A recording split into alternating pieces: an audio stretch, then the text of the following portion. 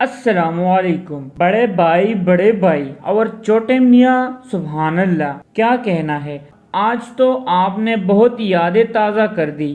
بڑے باؤجی کی یاد کیا آئی؟ ابھی تو ہمارے پرانے زخم بھرے تھے، اس پر دوبارہ سے نمک چڑھا دیا۔ کچھ دن پہلے قوم کے سامنے پہلا تقریر دیا تھا۔ پہلے بھی آپ نے قوم کو ایسا ہی درد دیا تھا جیسے آج درد دے رہے ہیں۔ سامنے پوری دنیا کی لیڈرز بیٹھے ہیں اور جناب شہباز شریف صاحب دوسری کلاس کے بچے کی طرح ٹہر اور سہم کر پرچی پڑھتے جا رہے ہیں۔ حالانکہ چھوٹے میاں کو اس پر رات بھر تیاری کرائی گئی تھی اور بتایا گیا تھا کہ میاں صاحب تمہیں ڈرنا بالکل بھی نہیں ہے، سامنے رکھے اور آنکھیں بند کر کے پڑھتے جانا ہے۔ میاں صاحب یہ پوچھنا بھول گئے کہ آنکھیں بند کر کے کیسے پڑھا جاتا ہے۔ خیر، سامنے سب ممبران بیٹھے ہیں اور وہ پاکستان کی خارجہ پالیسی جاننا چاہتے ہیں۔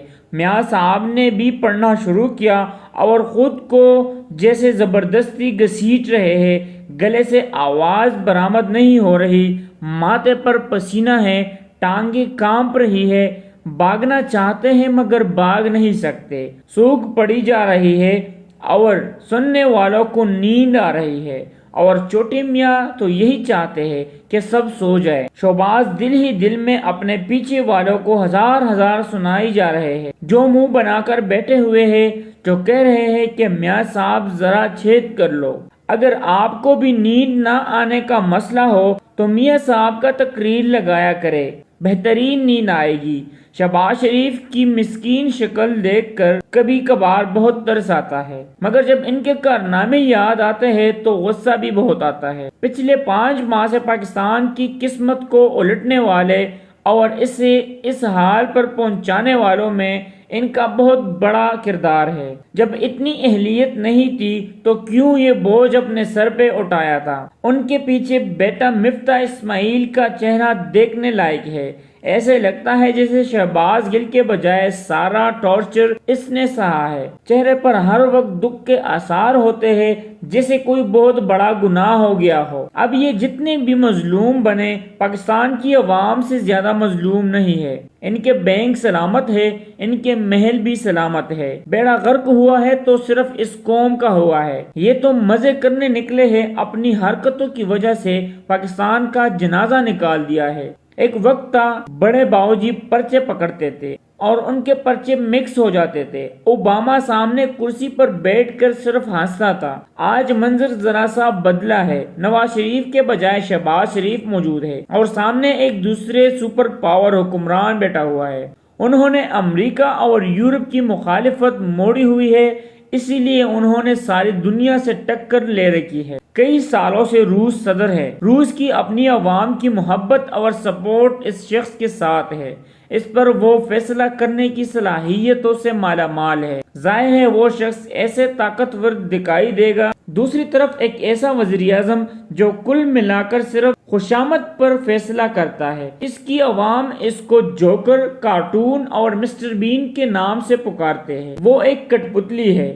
کٹ پتلی بھی وہ جو 5 ماہ پہلے سازش کے ذریعے لائی گئی ہے، جس کے ذریعے پورے ملک کی معیشت کو تباہی پر پہنچایا گیا ہے۔ اس کی شخصیت کتنی باوقار ہو سکتی ہے، کتنی پراعتماد ہو سکتی ہے۔ جب آپ نے اس طرح کا حکمران رکھا ہو، وہ آپ کو آپ کی ملک کی عوام کا آئینہ دار ہوتا ہے۔ ساری دنیا آپ کی حکمرانوں کو دیکھ کر اندازہ لگاتی ہے کہ آپ کا حکمران ایسا ہے تو قوم کیسی ہوگی۔ باہر جانے سے پہلے اپنے گھر میں عزت بنانا بہت ضروری ہے۔ پاکستان ان کا گھر ہے، مگر آج تک انہوں نے پاکستان کو کیا دیا ہے؟ ویسے تو شہباز شریف کو چاہیے کہ پاکستان کی حکومت کو پب جی گیم سمجھنے کے بجائے سچ مچ کی ریاست سمجھ جائے۔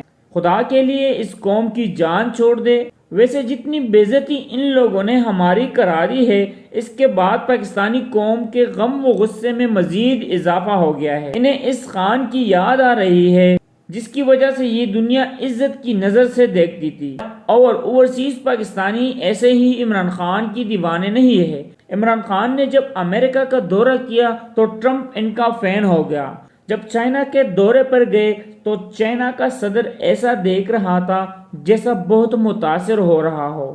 جب ترکی کے دورے پر گئے تو وہاں پر نہ صرف انہوں نے خان صاحب کا ماتھا چوم لیا بلکہ دونوں کے درمیان اچھی دوستی بھی ہو گئی۔